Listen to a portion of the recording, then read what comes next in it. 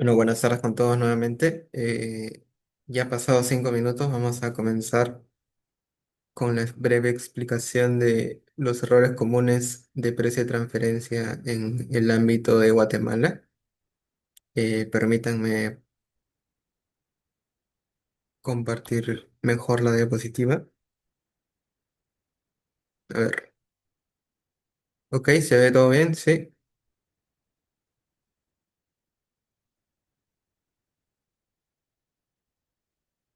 ya, muchas gracias.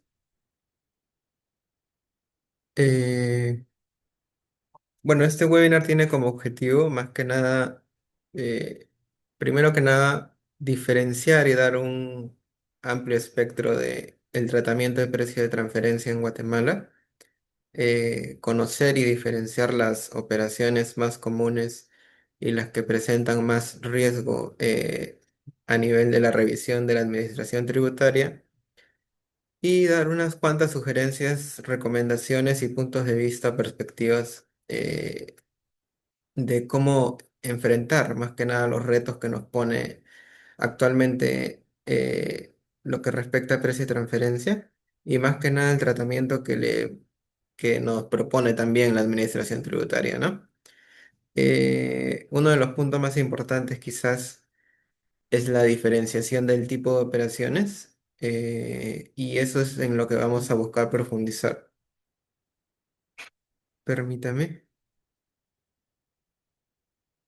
Bueno, primero que nada, si me permiten unos minutos, vamos a hacer una breve introducción. Eh, la exposición está a cargo mía, mi nombre es Junior Tonarelli, soy supervisor del área de precio y transferencia. Y el señor Luis Castillo es el gerente bueno, que representa al área de la compañía, ¿no? En esta oportunidad voy a brindar yo la charla. Así que cualquier duda o consulta, como ya les han mencionado por el chat, la vamos a estar revisando al final, ¿sí? Una breve descripción de lo que representa TPC Group. Comentarles que trabajamos al lado de Bath Global, que es una firma hermana especializada ellos en el área de auditoría, impuestos y contabilidad. Tienen una presencia importante en la región y más de 25 años de experiencia, ¿no? En la contraparte estamos nosotros como TPC Group, especialistas en precio de transferencia, manejamos casi todas las jurisdicciones de precio de transferencia a nivel de América Latina, incluyendo Brasil, destacando, bueno, obviamente lo que vamos a revisar hoy como Guatemala, y más de 21 años de experiencia en lo que respecta a las contingencias que nos pueda proponer la administración tributaria y más que nada las revisiones de precio y transferencia a nivel de fiscalizaciones, ¿no? Somos una miembro de Andersen Global, que es una firma muy reconocida a nivel mundial. Y bueno, en realidad es algo muy breve lo que vamos a mencionarles sobre TPC Group. Nuestros principales servicios destacamos precio de transferencia, valorizaciones, sostenibilidad, impuestos, auditoría y outsourcing, ¿no? Ahora sí vamos a ir directamente a lo que representa la revisión de precio de transferencia en Guatemala. Lo hemos podido dividir en 6 puntos. Bueno, descontando la introducción muy breve de TPC Group. El primer punto y más importante, que es lo que queremos que nos llevemos hoy todos muy en claro, es el marco legal de precio de transferencia. Más que nada, destacar en general a precio de transferencia como es un tema que se ha visto muy recientemente a causa de la globalización, es decir, hemos podido observar muchas más transacciones a nivel mundial entre empresas relacionadas o no relacionadas, luego podemos profundizar un poco en ello. Pero sí, se presenta a nivel del efecto de la globalización, el intercambio de mercancías, servicios a nivel mundial y la problemática que está conllevado para las jurisdicciones de diversos países, más que nada a nivel tributario, ¿no? Comentamos esto porque es un tema importante a nivel fiscal, conocer y poder diferenciar cuál sería el efecto en esta oportunidad para Guatemala, ¿sí? La regulación de precio de transferencia nace a partir de la OCDE, que es la Organización para la Cooperación y Desarrollo Económico. Es una entidad que más que nada busca proponernos muchos principios que nos permita tener una visión muy clara y precisa de cómo vamos a poder realizar las revisiones de lo que se denomina valor de mercado, ¿no? Es decir, si yo realizo una operación, ¿cómo podría yo estar seguro que ésta ha sido desarrollada a valor de mercado? ¿Y por qué es importante esto? Porque ya a nivel mundial, y reiterando un poco a nivel de la administración tributaria, se nos obliga a hacer estas revisiones, ¿no? Asegurarnos que estamos a valores de mercado con el fin de evitar justamente cualquier contingencia fiscal o tributaria. Dentro de las principales eh, propuestas de la OCDE tenemos el principio de plena competencia, el cual vamos a desarrollar en una siguiente diapositiva. Y a partir de ello surge, bueno, la ley de actualización tributaria, la cual tiene un capítulo, un apartado especial donde habla de la normativa de precio de transferencia, ¿no? Aquí lo tenemos al pie, que es el decreto número 10 del 2012. Eh, lo que nos busca indicar la ley de actualización tributaria es cuál es el tratamiento de precio de transferencia con el fin de poder evitar o mitigar cualquier riesgo fiscal. Eh, Ahora sí vamos un poco más directamente a qué son los precios de transferencia, ¿no? Lo definimos como los precios pactados entre operaciones entre partes relacionadas, buscando que sean condiciones económicas y financieras a valores de mercado. Ahora, ¿qué significa esto, no? Primero, y justamente resaltado, vamos a diferenciar que son partes relacionadas. Cada jurisdicción mantiene una clasificación distinta de qué es una parte relacionada. En este caso, y muy importante conocerlo, se destaca mucho lo que es el control por capital o por administración. Es decir, que una empresa cuenta con un porcentaje de capital de otra empresa y la área relacionada, ¿no? O tienen administradores comunes y podrían denominarse también relacionadas, ¿no? Esto también lo vamos a desarrollar, pero sí quería hacer hincapié en que justamente a partir de estas relaciones intercompañía que se han ido presentando en los últimos años, es por lo que surge esta temática tan importante de los precios de transferencia, ¿no? Y a partir de ello poder determinar lo que representaría el valor de mercado de cada operación. Ahora, ¿qué es el principio de libre competencia?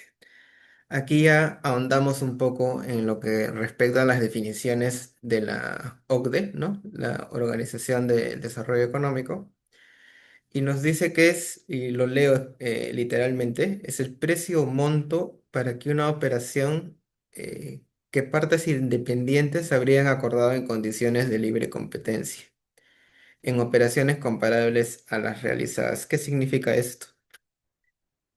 Yo o llevo a cabo una operación con una empresa relacionada, digamos mi empresa hermana o mi empresa matriz, mi sucursal, una empresa que tenga la misma representación que mi empresa, y se supone, en teoría, que esta operación debería estar a valor de mercado.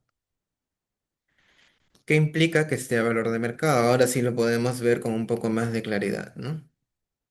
Que justamente esta operación coincida, al tener las mismas características, a una operación que hayan realizado dos terceros independientes en un escenario cercano al que mi empresa y su relacionada hayan llevado a cabo, ¿no? Es decir, mi empresa y su relacionada realizaron una operación y dos terceros ajenos a nosotros también. La idea es que mientras ambas operaciones hayan sido desarrolladas dentro del mismo sector económico, y bajo condiciones similares deberían tener el mismo valor de mercado, ¿no? Esto es lo que buscamos definir y diferenciar en precio de transferencia. Alcanzar el valor de mercado con el fin de evitar las contingencias tributarias que justamente vamos a ver en algunas diapositivas posteriormente. Eh, Ahora, lo que representa y destaco, mencionamos como operaciones comparables, entra mucho la caracterización, ¿no? Por ejemplo, digamos que se realiza una venta de exportaciones, ¿no? Cualquier commodity, digamos. Tenemos un commodity de oro, ¿no? Digamos algo genérico. Lo realizamos en una fecha específica, digamos mes de marzo, y queremos compararlo con un commodity también, en este caso oro, pero la operación se realiza en el mes de septiembre, ¿no? En términos generales, podríamos decir que ambas operaciones son similares, son bastante cercanas en lo que respecta a operación. Sin embargo, si vamos al estricto y buscando ser lo más estrictos posible, es un poco difícil decir que resultarían comparables, ¿no? ¿Por qué? Porque debido al nivel de revisión que podamos alcanzar, al ser realizadas en periodicidad distinta, podríamos decir que no son estrictamente o no fueron estrictamente realizadas en las mismas condiciones, ¿no?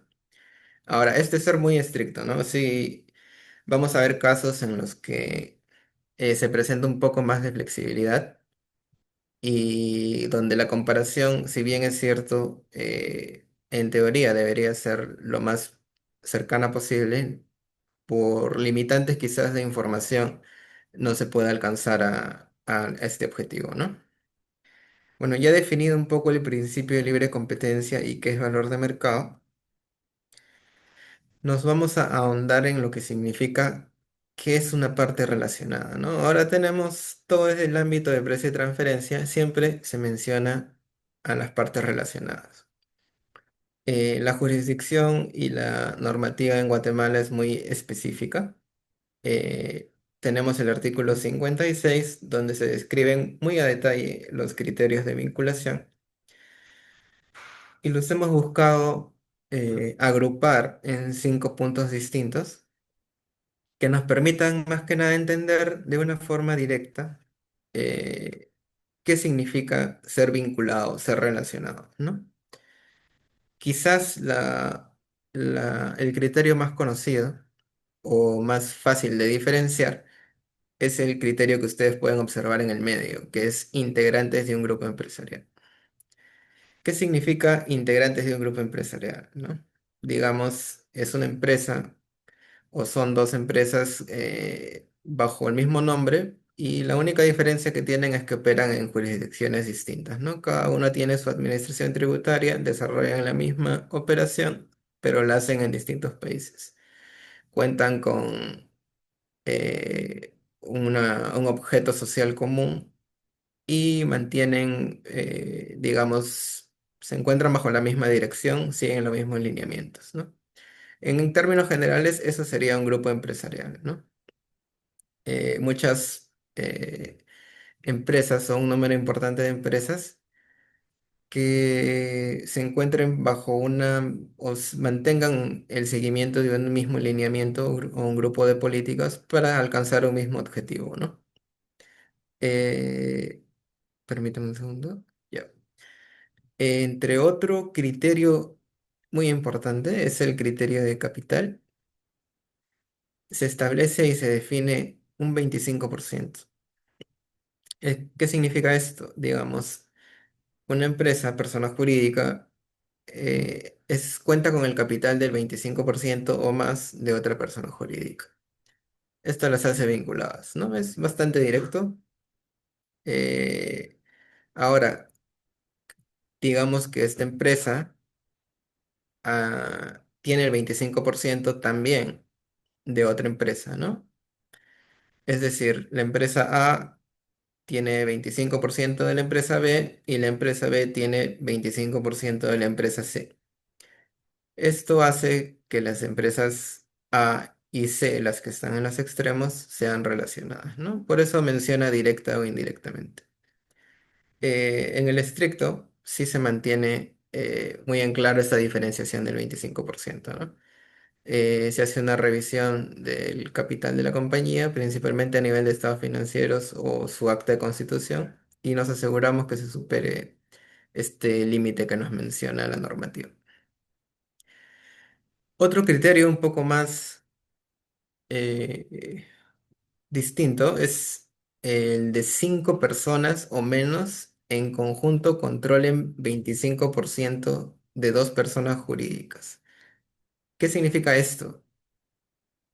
Digamos, yo o, bueno, un grupo de inversionistas, ¿no? Uno se junta con unos compañeros y deciden invertir, comprar participaciones en algunas compañías. Digamos que somos 3 personas y entre los tres adquirimos 25% de una empresa, ¿no? Y luego siguiendo en esta ruta de inversionistas, también adquirimos el 25% entre los tres de otra compañía, ¿no?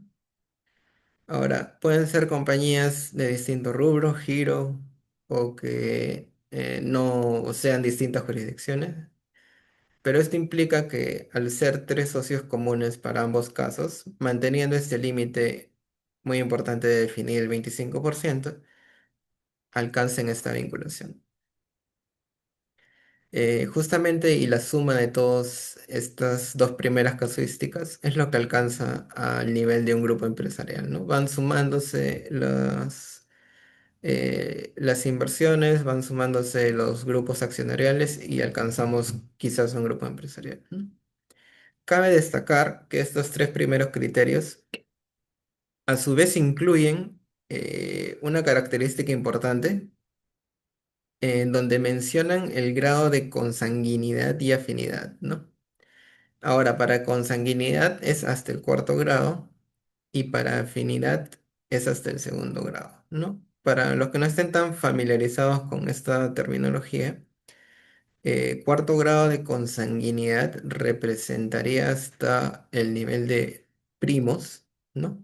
A nivel de familiar, obviamente pasando de luego de hermanos, padres, abuelos, nietos, alcanzaría hasta primos. ¿Qué significa esto, no? Que indirectamente, justamente, y haciendo hincapié en la palabra que menciona la normativa indirectamente, una persona puede contar con capital mayor al 25% y nuestro familiar hasta cuarto grado de consanguinidad también, y eso haría que estas empresas sean relacionadas, ¿no? Solo por el vínculo de sangre que tendrían. Y el mismo ejercicio se presenta a manera del grado de afinidad. El segundo grado de afinidad implica, bueno, el primero es nuestros cónyuges, hijos, y el segundo grado implica suegros, nueros, ¿sí? Es un poco más detallado a nivel ya de la normativa y la ley, y es casuística quizás un poco más específica, pero es importante también tenerla en cuenta. Adicionalmente, estos tres criterios que son los que más usualmente podemos encontrar en el día a día de la revisión, de las revisiones de precio de transferencia y de la administración tributaria, tenemos dos criterios adicionales. Uno es en estricto lo que refiere a relaciones comerciales con exclusividad. ¿Qué significa esto? Esto es un contrato netamente y tangible, específico, de que yo como empresa puedo tener un contrato de distribución de bienes, por ejemplo, con una compañía. Pero dentro de este contrato yo especifico que esta empresa va a ser la única que va a distribuir mis bienes. Esto implica, y es lo que caracteriza a lo que se denomina como exclusividad, ¿no? Estas empresas pueden tener socios distintos, pueden estar en jurisdicciones distintas y no implicaría que no sean relacionadas, ¿no? El contrato en sí, obviamente el contrato formulado, aprobado por ambas partes, implicaría ya que existe un criterio de vinculación. Es así de directo, ¿no? Dos personas jurídicas establecen un contrato y siempre y cuando se destaque esta exclusividad, ya las haría vinculadas y tendríamos que entrar a la revisión de precio y transferencia. Finalmente tenemos los establecimientos permanentes. ¿Qué significa esto?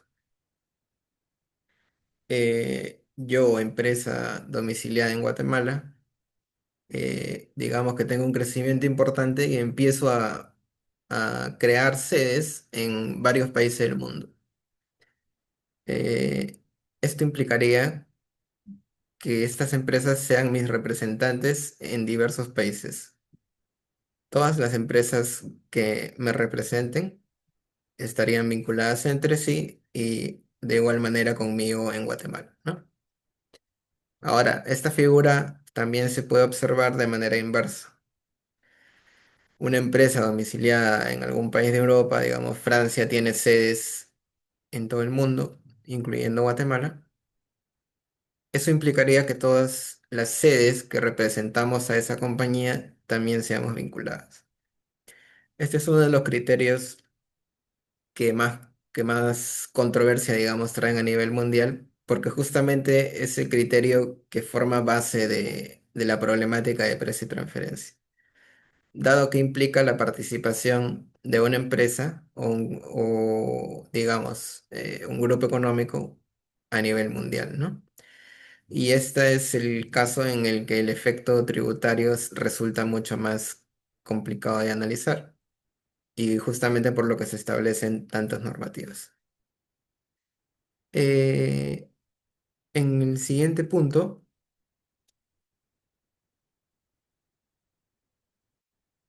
vamos a ver lo que nos dice la normativa estrictamente sobre precio de transferencia. Ahora, la he descrito literalmente en lo que dice la norma, así que lo voy a leer rápidamente y a partir de ello vamos a sacar algunas conclusiones. El ámbito de aplicación lo que significa es donde se desarrolla la normativa de precio de transferencia. Son normas de valoración entre partes relacionadas que alcanza cualquier operación que se realice entre la persona residente en Guatemala con la residente en el extranjero. Creo que hasta ahí es muy claro. Es una operación entre una empresa en Guatemala con su vinculada en el extranjero. Creo que es claro para todos nosotros. Ahora, la segunda parte es lo que nos brinda un poco más de controversia, ¿no? Tenga efectos en la determinación de la base imponible del periodo en que se realiza la operación y en los siguientes periodos. Ahora, la primera parte, como les mencionaba, es muy fácil de deducir y justamente por eso había descrito los criterios de vinculación en la diapositiva anterior, ¿no?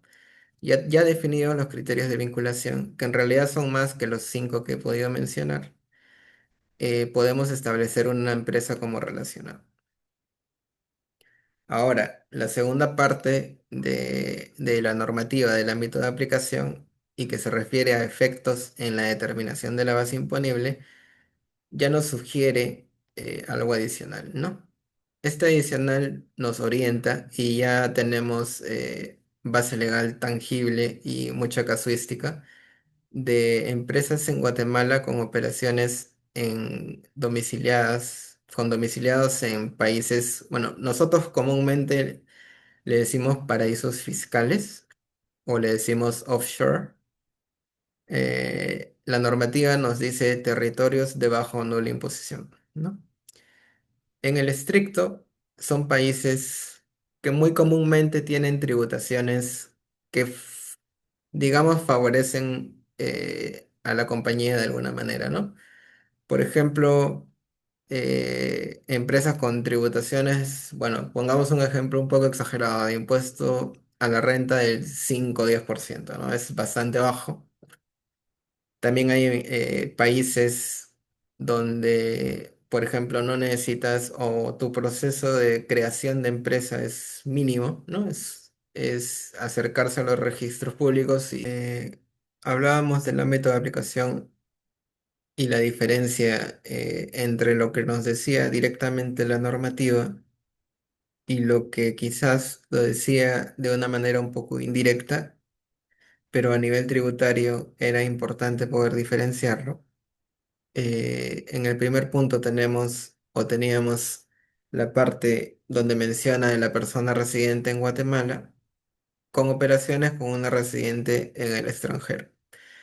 Eh, Esta parte se refiere directamente a las partes relacionadas que habíamos visto en la diapositiva anterior y hablaba del artículo 56 como vemos en la diapositiva.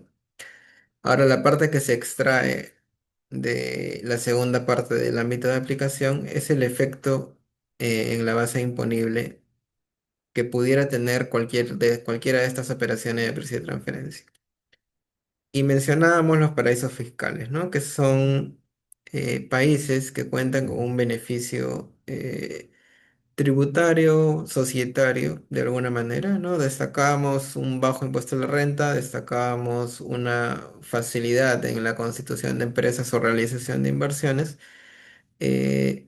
cuyas características era lo que determinaba a un territorio de bajo nula imposición, que es en estricto lo que nos menciona la normativa, ¿no? Ahora, territorio de bajo nula imposición, el más conocido muy seguramente va a ser Panamá, Hong Kong y, bueno, hay una lista de más de 50 países, pero entre Panamá y Hong Kong digamos que son los más importantes y con los que más operaciones se suelen tener, ¿no? Más que nada a nivel de exportación de bienes, digamos, ¿sí? Eh, Yendo aún más en estricto en lo que nos indica la normativa, tenemos tres niveles de obligatoriedad de precio de transferencia, ¿no? Ya conocemos qué son relacionadas, cuáles son los casos más comunes de vinculación y qué es un paraíso fiscal.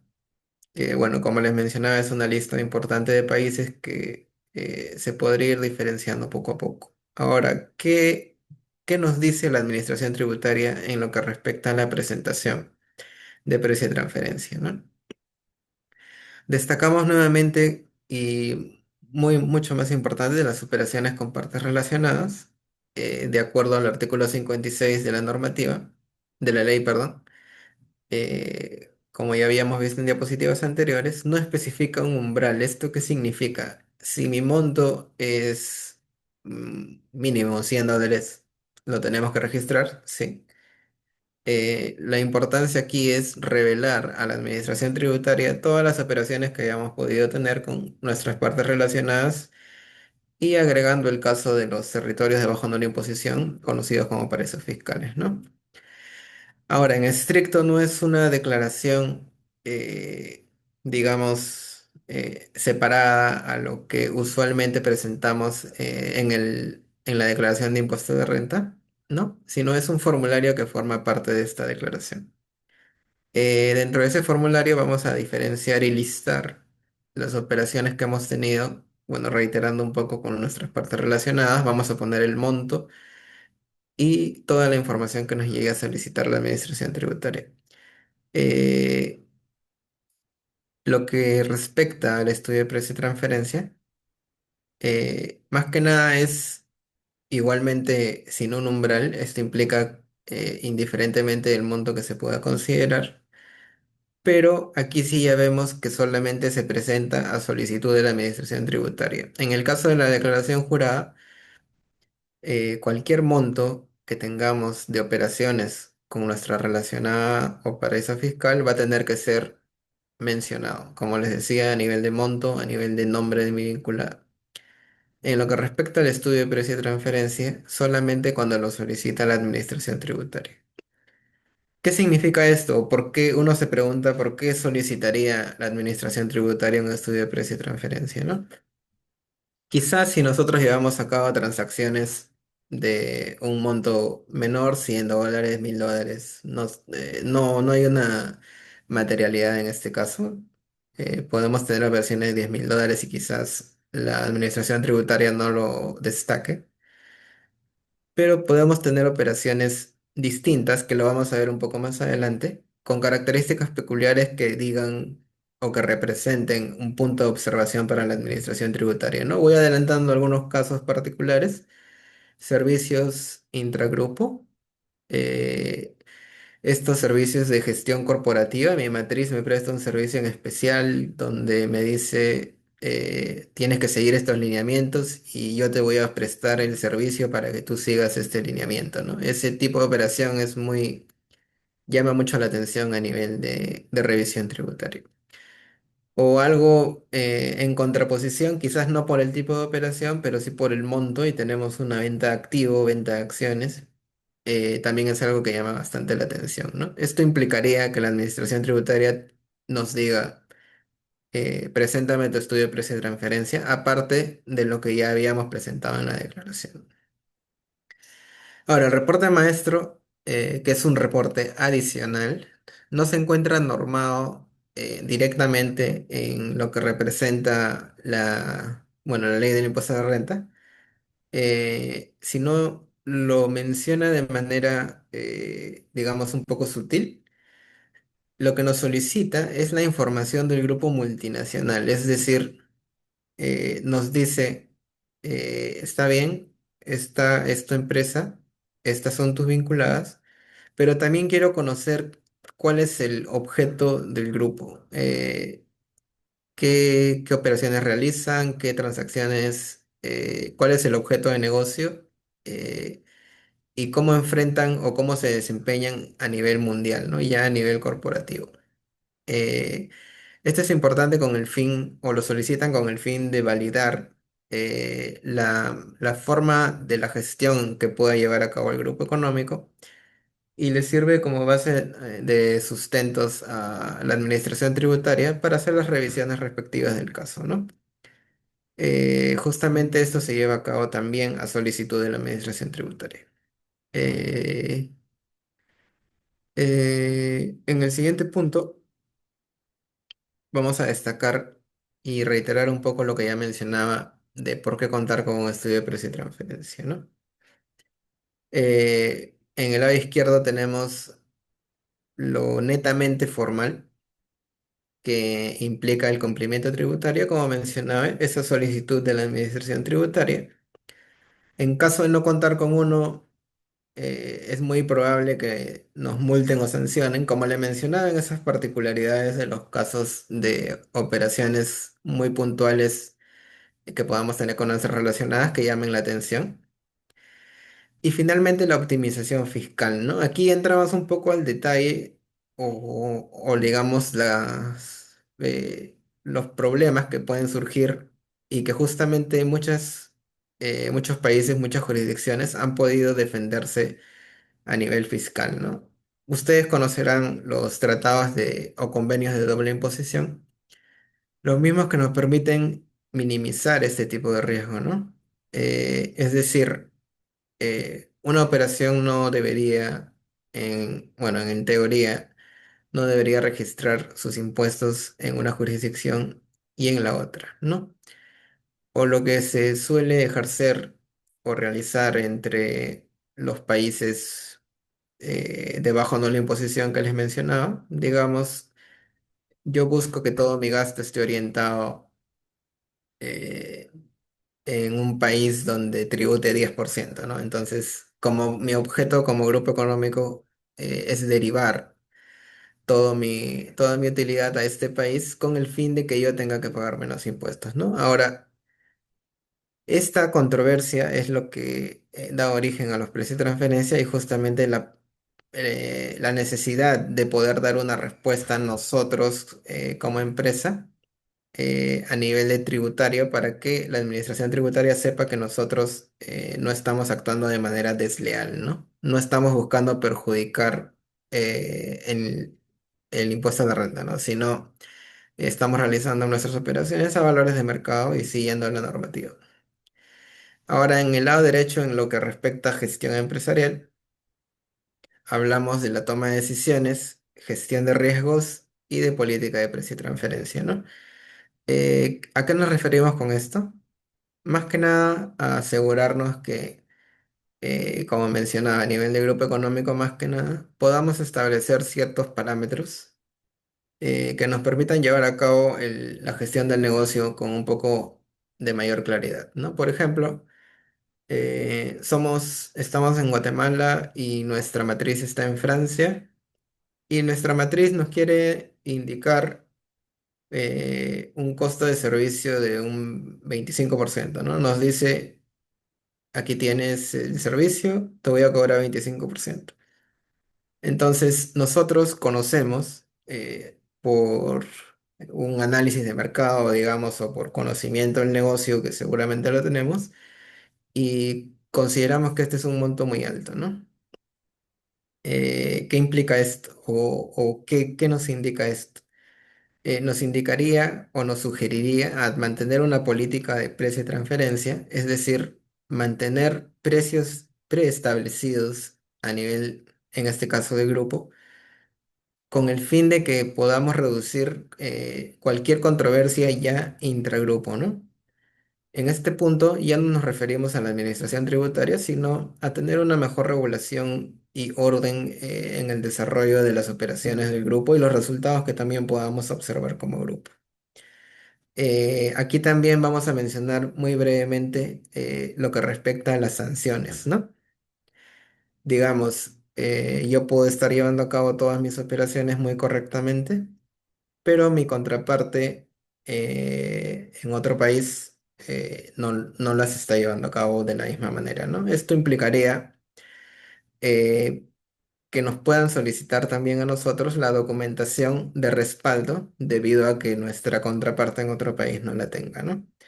Esto quizás es un poco aislado en casuística, pero sí puede llegar a suceder. Así que lo ideal siempre va a ser contar con la documentación respectiva con el fin de estar al tanto y al día con la información que nos puedan solicitar a nivel nacional o a nivel de otras jurisdicciones, ¿sí?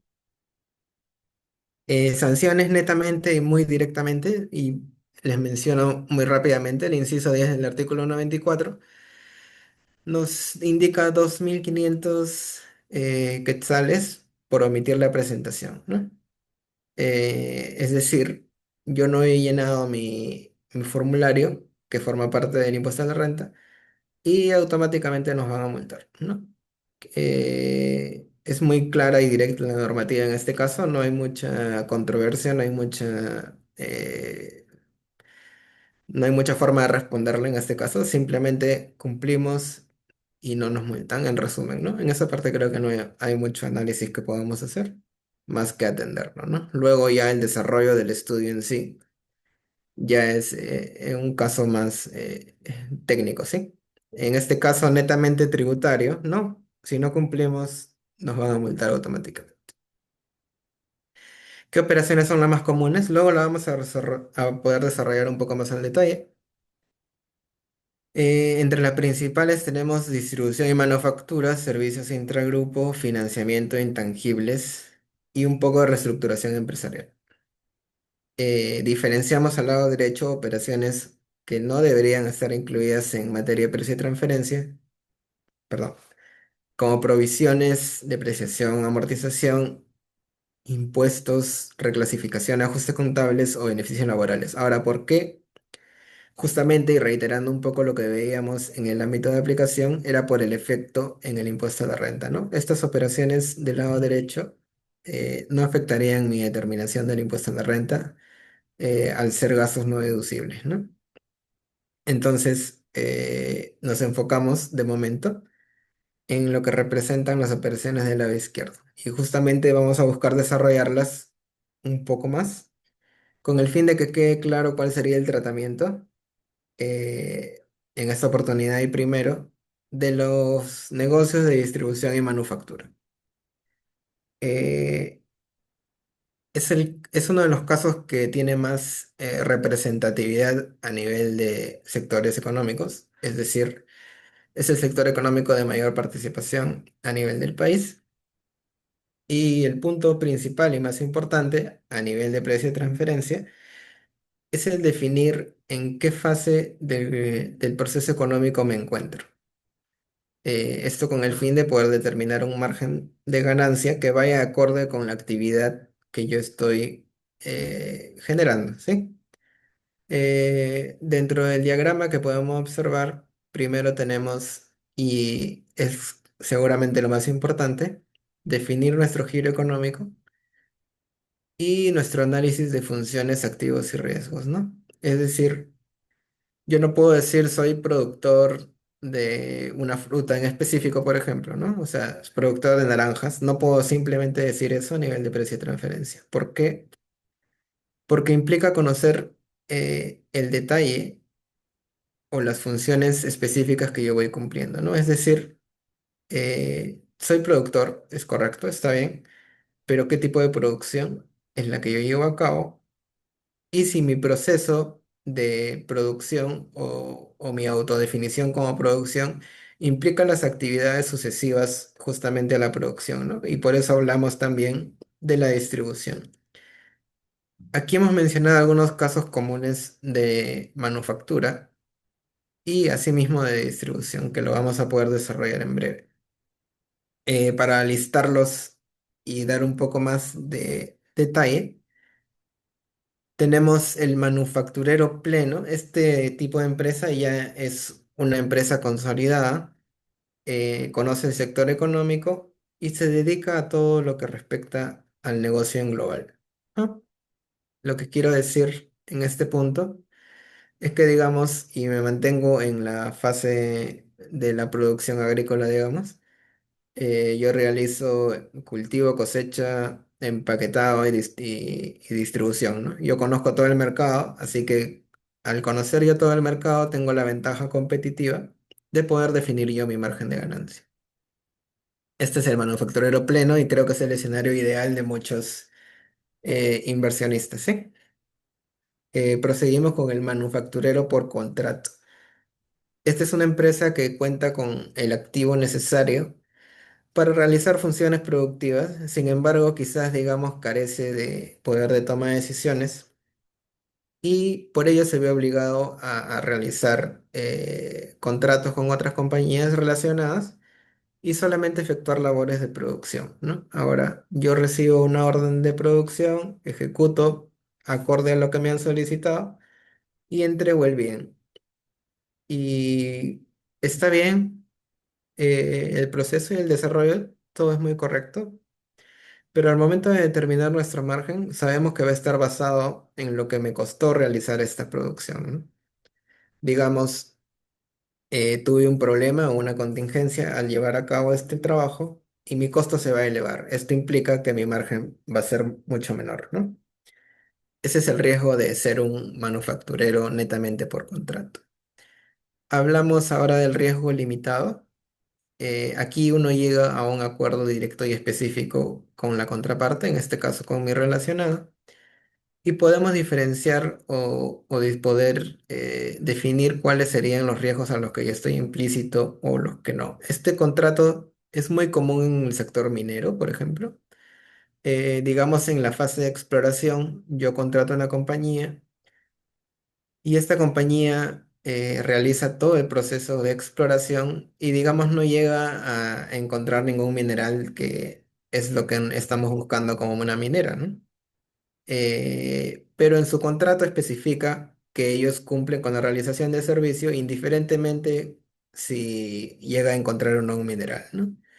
Es decir, me contratan como como una empresa de exploración y esto implica que yo cumpla mi función e igual se realiza el pago en caso no llegue a determinar o diferenciar el mineral que he estado buscando, ¿no? Es un caso, digamos, bastante pesimista, pero creo que es la forma más sencilla de poder diferenciar el riesgo para esta oportunidad, ¿no? Y finalmente el maquilador. El maquilador es el encargado de la transformación del producto, es decir, le brindo las herramientas necesarias, ellos cuentan con el activo necesario, les doy las herramientas, las guías y simplemente es una labor de ejecución. Todos los lineamientos van a estar basados en lo que nosotros les podamos indicar y ellos van a realizar la transformación. A un costo generalmente, en este caso, en los contratos de maquila es muy común que sean a nivel de costo unitario, ¿no? ¿Cuánto te cuesta producir este bien?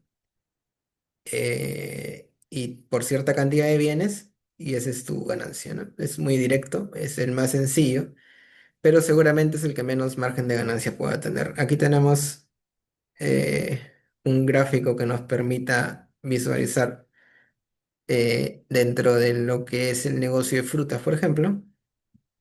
El maquilador solamente, en este caso, yo contrato un maquilador solo para que ensamble, recibe el producto, realiza el envasado, ensamblado, empaquetado o estos que son los negocios más comunes en maquila y hasta ahí termina su trabajo, ¿no? Luego tenemos la manufactura por contrato, que es cuando yo le brindo las especificaciones. Ellos ya cuentan con todos los activos, conocen los riesgos y conocen cómo va a ser su proceso de desarrollo y van a llevar a cabo la operación acorde al contrato establecido. Y el riesgo limitado, aquí hay un ejemplo mucho más específico, que hablamos del control de la producción, ¿no? Es decir, yo como empresa subcontrato a una empresa para que lleve a cabo mi producción. Yo le delimito cuáles serían los riesgos u objetivos a tomar en cuenta. Por ejemplo, quiero alcanzar un nivel de ventas de, no sé, $1 millón y un margen del 10%, ¿no? Si no llegas a alcanzar este objetivo, se presenta una reducción del margen al 5% de lo que te voy a pagar, por ejemplo.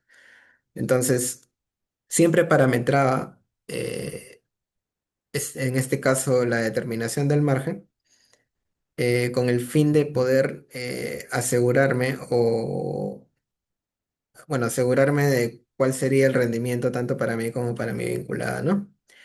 En este caso, podemos asegurarnos de que mi riesgo está definido muy previamente al inicio del desarrollo de la operación. Esto con el fin de evitar cualquier controversia posterior en el desarrollo de la operación, ¿no? Y diferenciarlo de la manufactura por contrato, en que el riesgo lo asume la empresa porque se entiende, ellos cuentan con todos los activos y la capacidad suficiente para poder llevar a cabo la operación. Y en el caso del riesgo limitado, digamos que se especifica que quizás no esté tan dispuesto a llevar a cabo o asumir todo el riesgo y por ello se prevé el acuerdo con el fin de, digamos, en el peor escenario fracasamos y necesitaríamos, no tendríamos ningún margen, por ejemplo, ¿no? Entonces, digamos que aquí nos aseguramos un margen establecido, preestablecido con nuestra vinculada. Y nuevamente el fabricante pleno, que sí, como mencionaba, se encargaría de todo el proceso productivo.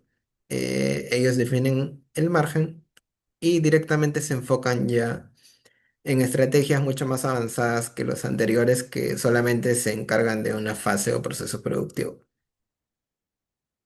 En el siguiente punto tenemos el distribuidor, ¿no? El distribuidor se diferencia muy comúnmente en tres tipos.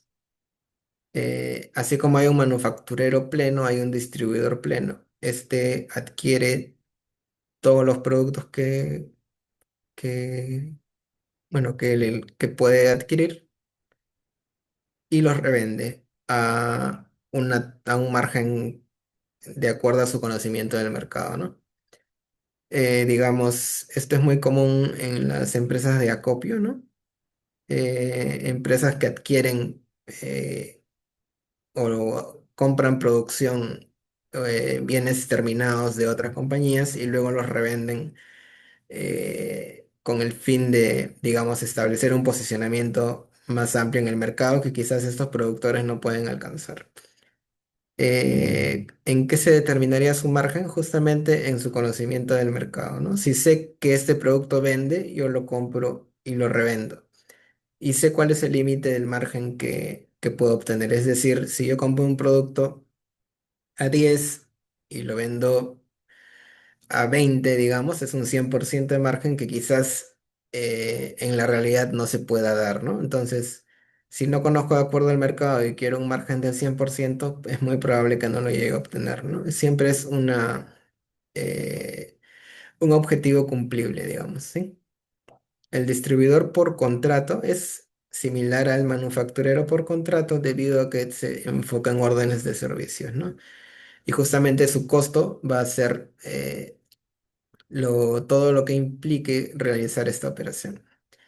Y el último caso tenemos el comisionista, ¿no? Que es mucho más directo, similar al de Maquila. Simplemente me asigna un porcentaje de mi precio de venta y yo realizo la venta o distribución, ¿no? Entonces, por cada venta o distribución concreta, yo voy a recibir un porcentaje del ingreso. Eh, en este caso, digamos, es la forma más directa y conocida de poder diferenciar el margen, debido a que estoy interactuando directamente con precios de compra-venta, ¿sí? Aquí tenemos nuevamente un ejemplo similar. El distribuidor pleno, que como les decía, ya conoce el mercado, compra un producto que ellos tienen conocimiento y lo pueden vender al margen justamente que se considere más adecuado. Con el fin, obviamente, de poder posicionarse en el mercado, ¿sí? Asume todos los riesgos comerciales aquí, en este caso. El distribuidor bajo contrato no asume ningún riesgo de inventario, simplemente eh, mantiene un acuerdo de inventario con su vinculada, lo administran y cumplen con las funciones designadas. Y el intermediario, eh, muy similarmente, también no cuenta con un inventario directo, pero sí, digamos, con una cuota de venta debido a que sus ingresos están altamente influenciados por la realización de cada, digamos, bueno, en este caso venta de productos, ¿no? Como vemos muy brevemente en la imagen. Otro de los casos muy importantes son los servicios intragrupo. Vamos a leerlo muy brevemente. Esto es lo que nos dice la OCDE sobre un servicio intragrupo. Existe cuando hay una actividad realizada por una entidad del grupo y proporciona un beneficio económico o comercial que mantiene o mejora su posición y por el cual una empresa independiente habría estado dispuesta a pagar o lo habría realizado por sí misma. ¿Qué quiere decir esto? Es muy similar a la definición del principio de plena competencia. eh, es decir, yo realizo la operación con el fin de buscar, obviamente, un beneficio económico, pero este beneficio económico tiene que estar de acuerdo a los valores del mercado. Es decir, no puedo mantener o, o salir de lo que mi sector económico me dice, ¿no? Si mi sector económico me dice este servicio está entre 5 y 10% muy usualmente, y yo alcanzo a cobrar un 25%, se muestra, digamos, una materia de revisión ahí por parte de la administración tributaria, ¿no? Llama bastante la atención cuando ya conocemos dicho sector económico. Ahora, ¿cuáles son las características de un servicio intragrupo? ¿Y qué es la forma en la que se va a ir revisando cuando se preste, digamos, este análisis? Primero, prestación efectiva del servicio, que implica la revisión no solamente de la facturación, sino de los procesos que se lleven a cabo. Es decir, la administración tributaria no solamente revisa la contabilidad o la estructura financiera, sino también, digamos, y añadiendo los flujogramas, la correcta ejecución del servicio, y más que nada cómo se lleva a cabo las personas implícitas, el conocimiento, know-how de cada una de estas personas y cómo comprobarlo, ¿no? Es una materia muy sensible y se presta mucho a la subjetividad, pero ya es conocido de que se puede analizar y llevar a cabo una revisión correcta y las empresas también ya están mucho más adecuadas a poder responderlos, bueno, acorde a la solicitud, ¿sí? Como mencionaba la normativa de la OCDE muy directamente, se presta un servicio para obtener un beneficio económico y este a su vez nos exige un correcto criterio de asignación de costos y gastos. ¿Por qué? Porque como les mencionaba al inicio, La subjetividad de determinar el margen de ganancia para un servicio es muy alta si no lo sé estructurar correctamente, ¿no? Entonces, para ello, yo estoy obligado a que mi estructura de costos y gastos sea lo más impecable posible o lo más entendible posible, con el fin de que cuando yo lo presente a la administración tributaria no tenga ningún problema al ser la retroalimentación, ¿no? Es decir, me cuestionen por un servicio y yo esté muy seguro cuáles han sido los gastos y costos implícitos de esta operación con el fin de poder sustentarlo con claridad, ¿no? Y el último punto, que es un poco ya más específico, es de la no duplicidad. Este nos indica que si yo estoy realizando un servicio con un tercero independiente y a su vez lo recibo de mi matriz, digamos, por ejemplo, por dar un ejemplo, no debería en sí realizarse, ¿no? Se priorizaría la prestación de servicio de la matriz antes que la prestación del mismo servicio por un tercero independiente. ¿Por qué? Digamos que no conlleva mucha correlación o mucha efectividad en la prestación debido a que yo ya estoy recibiendo el servicio, ¿no? Entonces se cuestiona por qué recibiría dos veces un servicio similar, idéntico, de dos empresas distintas, especialmente cuando yo lo estoy recibiendo de un tercero independiente, ¿no? Porque si ya recibes un servicio, adicionalmente tu matriz te prestaría el mismo servicio, ¿no? Se presta mucho a suspicacia. Esta es una casuística también que es muy común, que buscaremos describirla más adelante, ¿no? Servicios intragrupo más usuales,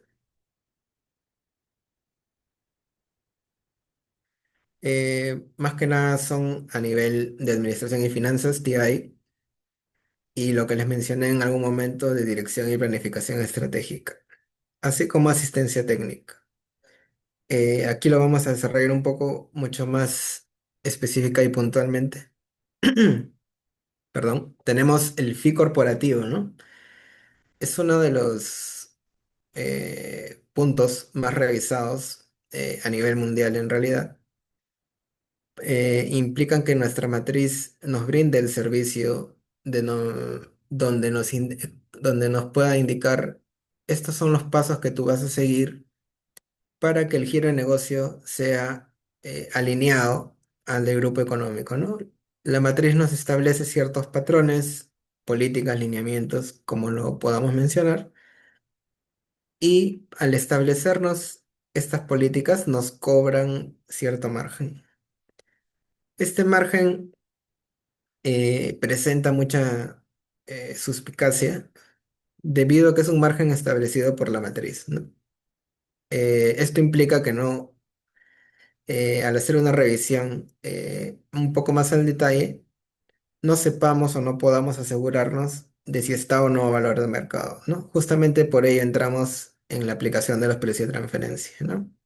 Quizás la matriz no cuenta con el respaldo técnico suficiente como para conocer cuál sería el margen que debería cobrarle a sus relacionadas, ¿no? Y eso, a su vez, representaría una controversia tributaria y una, bueno, una multa, digamos, por exceder en el cobro, ¿no? Multa para, en este caso, la empresa en Guatemala.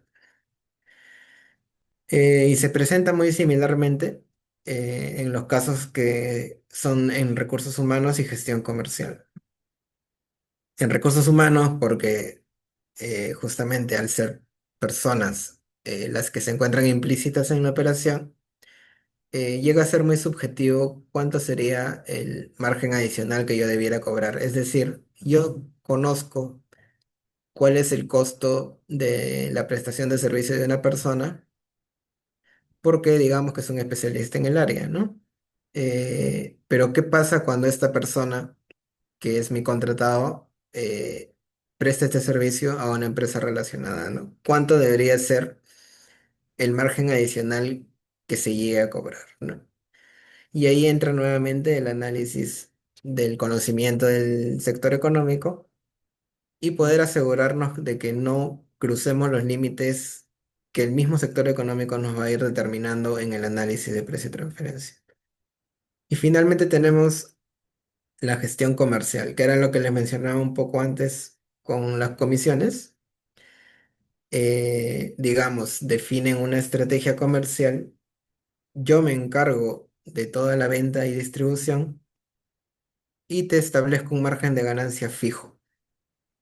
Ahora, ¿en qué se basaría este margen de ganancia? Y nuevamente volvemos a la discusión de lo que representa el valor de mercado. ¿Estoy alineado a lo que cobran las demás compañías del sector o estoy yendo quizás por debajo, por encima? ¿No? Aquí estamos obligados a orientarnos o definir anticipadamente si voy a trabajar con un porcentaje de mi precio de venta quizás, o ya a nivel de consolidación de todas las ventas que he realizado, digamos, en el periodo, y a partir de ahí aplicar un margen de ganancia.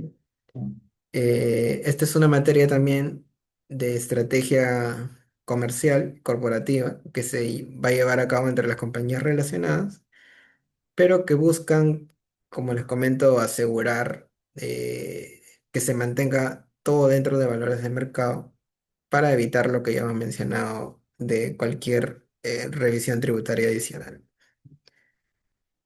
Entrando a temas aún más delicados, tenemos los intangibles. Definidos por la OCDE como un activo no físico o financiero que puede ser poseído o controlado para su uso en actividades comerciales y cuya transferencia sería compensada entre partes independientes. Ahora, ¿qué implica esto? Bueno, todos conocemos los intangibles más comunes, ¿no? Como marcas, patentes, licencias o software. Pero en la operación, en el conciso de la operación, cuando se lleva a cabo con partes relacionadas, es aún mucho más subjetivo que cuando se presenta la prestación de un servicio, ¿sí? Debido a la estructura en la que puede estar compuesto este intangible, ¿no?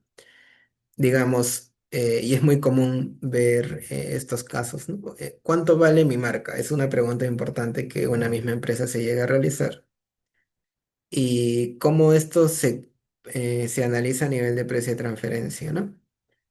Esto ya implica un análisis técnico, no solamente de conocimiento de mercado, que es lo que hemos venido mencionando, sino un conocimiento del sector económico y la aplicación y uso que se le pueda llegar a dar este intangible, ¿no?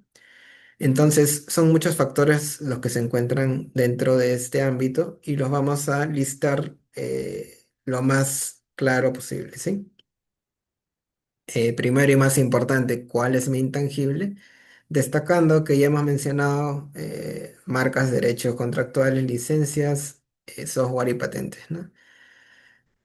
La delimitación de la transacción, es decir, estoy haciendo solamente uso de este intangible, es una cesión, transferencia, y si se da de manera total o parcial, ¿no?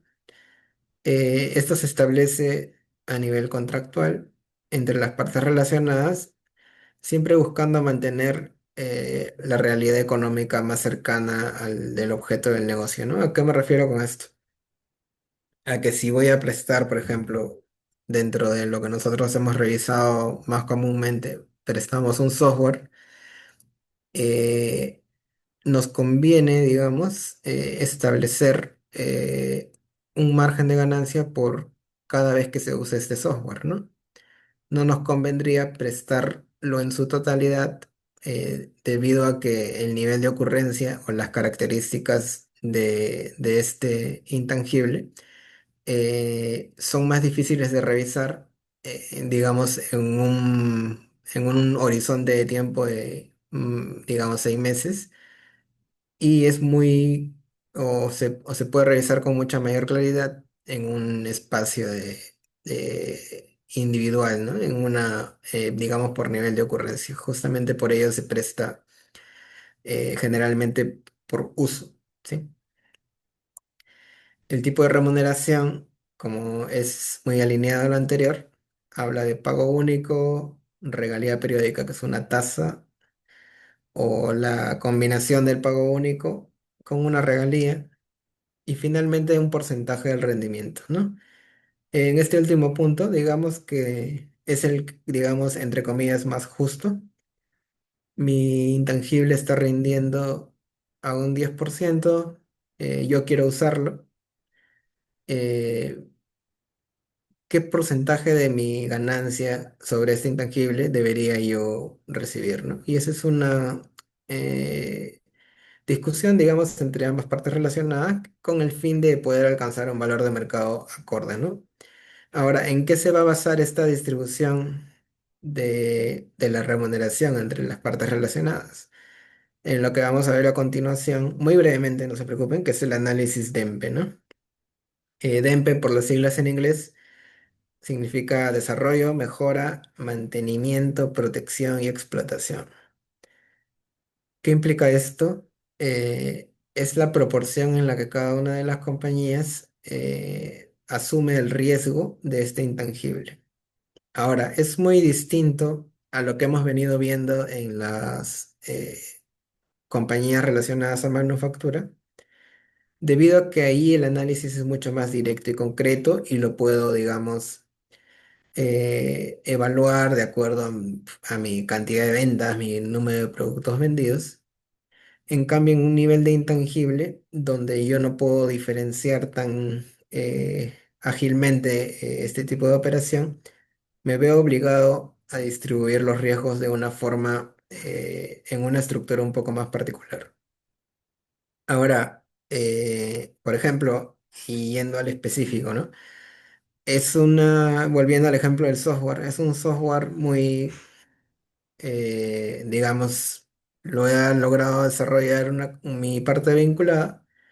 Es un software ideal para todos los usos, pero no cuenta con la explotación necesaria, ¿no? Es decir, mi vinculada no tiene la campaña de marketing suficiente, ¿no? Entonces yo le brindo ese marketing, digamos. Ellos han realizado casi todo la elaboración de este software, pero no han sabido exponerlo al mercado, ¿no? Entonces, ¿quién debería tener mayor remuneración en este caso? Y por materia de análisis de mercado, podríamos decir que nosotros como quien realiza la explotación, ¿no? Ahora, lo que busca este análisis de EMPE es establecer porcentajes fijos, digamos, para un software que sería más importante, ¿no? El desarrollo muy probablemente. El mantenimiento y mejora en, digamos, menor escala, porque se brindarían actualizaciones. La protección también es importante, quizás no tanto como el desarrollo y la explotación, ¿no? Entonces, si uno se enfoca en el desarrollo y la otra es la explotación, sugeriríamos, y hablando a grandes rasgos, en un 50-50% en lo que respecta a la obtención del margen de ganancia, ¿no? Así, a rasgos generales, es un análisis de EMPE, ¿no? Saber quién influye más en la generación de valor económico de este intangible. Finalmente, ¿qué metodología se llega a sugerir? Eh, bueno, la ideal siempre va a ser la partición de utilidades, que es lo que mencionábamos anteriormente, que se basa en a partir de cuánto riesgo es el que yo asumo o cuánta participación o cuánto valor agregado yo le brindo a este intangible y a partir de ello poder conocer cuál es el margen de ganancia adecuado para cada parte relacionada. Y entre metodologías menos recomendables son las basadas en ingresos y costos, ¿no? El intangible llega a generar, digamos, 100 y yo quiero cobrar un 10%, ¿no? Basado obviamente en un análisis de mercado. Pero se presta bastante subjetividad debido a que el intangible puede poseer características adicionales que no permitan una revisión mucho más concreta, ¿sí? Finalmente vamos a ver los puntos que más se prestan para las revisiones de auditoría, los casos más comunes que hemos podido ver. Y aquí vamos a reiterar un poco lo que hemos mencionado anteriormente. El primer punto habla sobre los servicios, ¿no?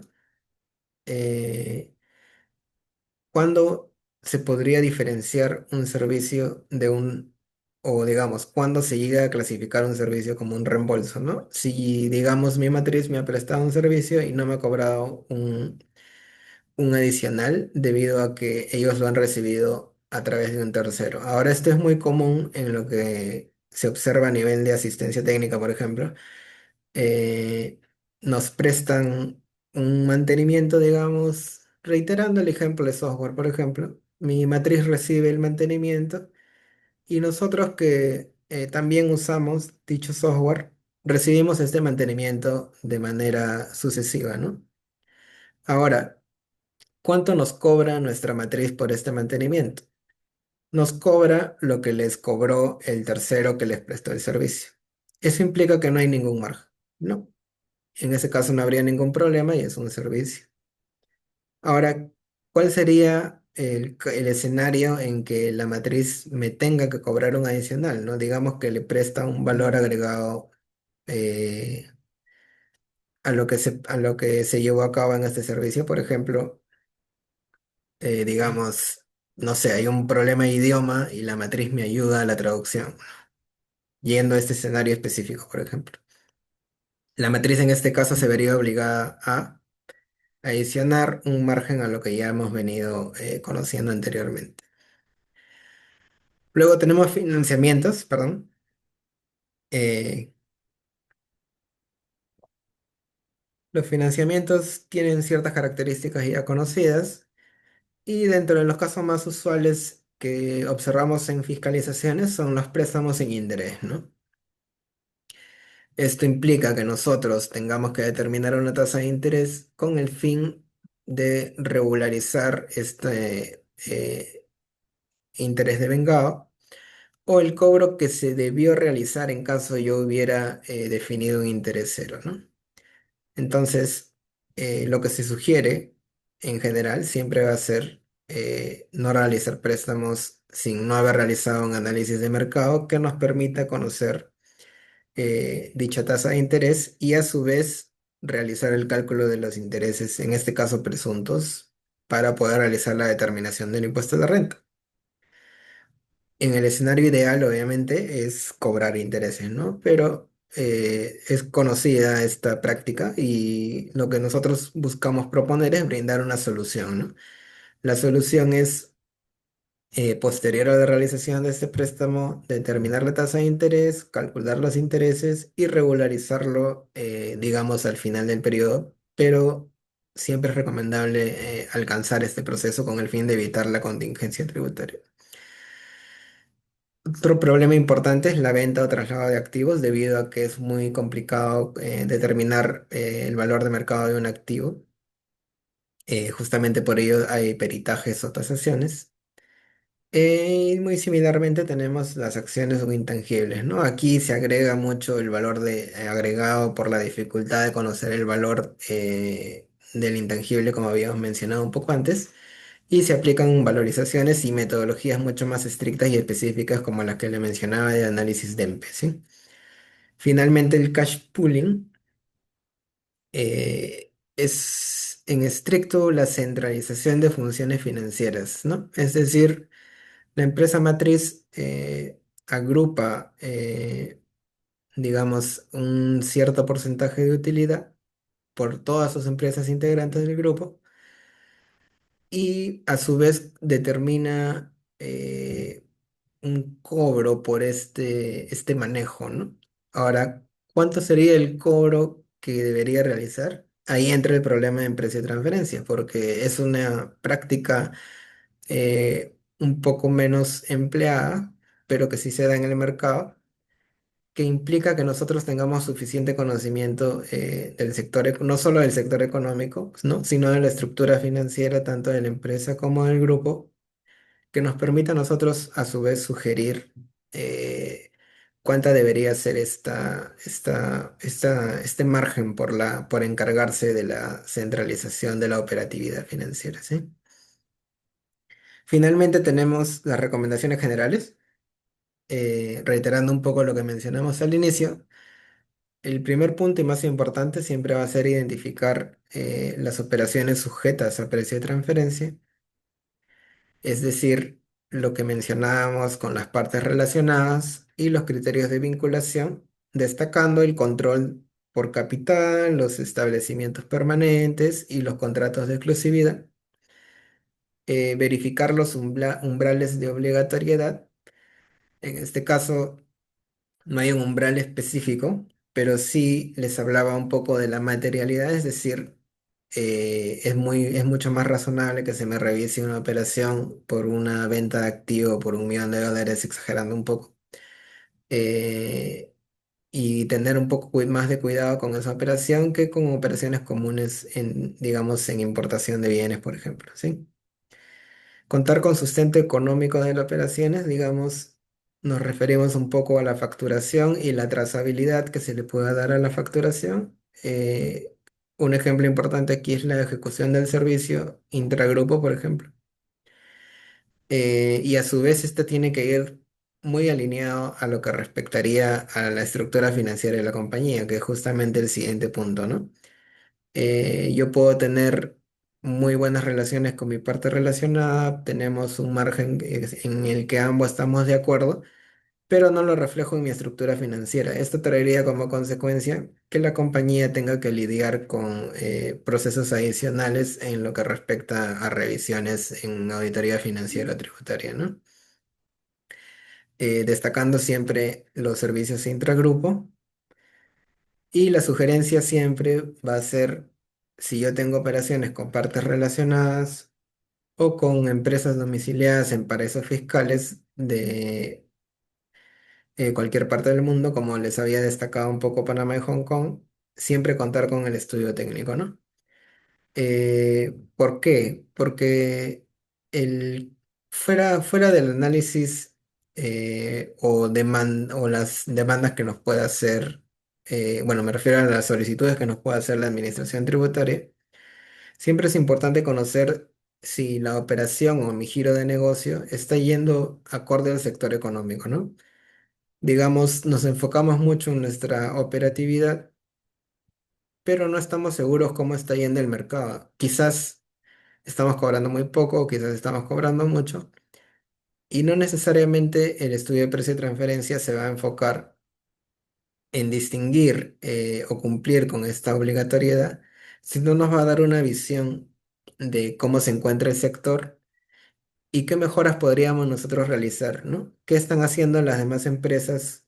¿Qué estrategias están empleando que nos permitan nosotros poder conocer eh, mejoras, ¿no? A corto o a largo plazo, principalmente en materia de desarrollo de operaciones y sugerir también algunas políticas fiscales dentro de la compañía, ¿no? Bueno, por mi parte, eso es todo. Vamos a proceder. Si tiene alguna pregunta, voy a ver el chat, perdón.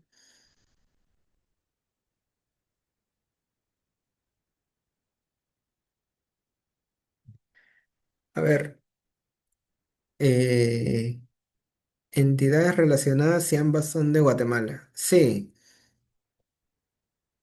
Eh, los criterios que vimos, bueno, el resumen de criterios que vimos aplica tanto para domiciliadas como no domiciliadas, adicionalmente de lo que mencionaba de paraísos fiscales, ¿no?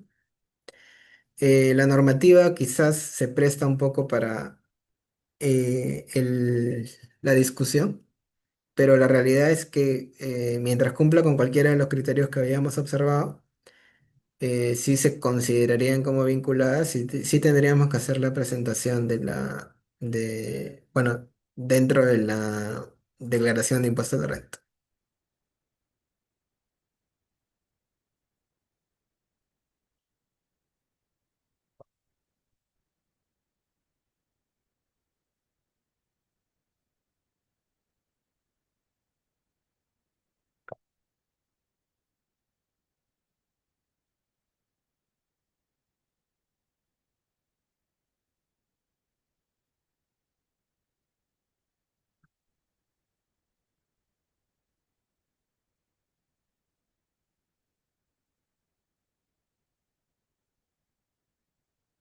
¿No tienen alguna otra consulta?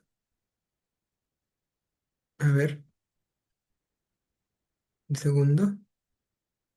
Sí, entiendo, se les va a brindar el video, ¿sí? El link. Sí, no se preocupe, se le va a brindar al final el link del video, no, no hay problema. Eh, bueno, si no hay ninguna otra consulta, los espero unos minutos. Si tienen algo adicional que formular.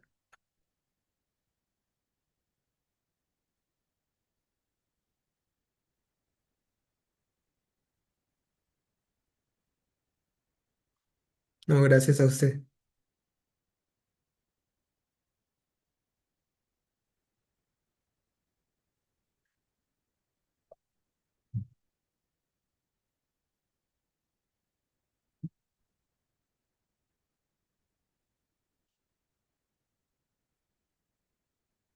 Gracias a usted, gracias. Gracias a usted y cualquier duda o consulta, estamos en LinkedIn, nuestra principal probablemente fuente de comunicación. Y bueno, aquí pueden ver mi correo y de mi gerencia de requerir cualquier consulta adicional, ¿sí? Les agradezco mucho y que tengan muy buena tarde. Gracias a todos.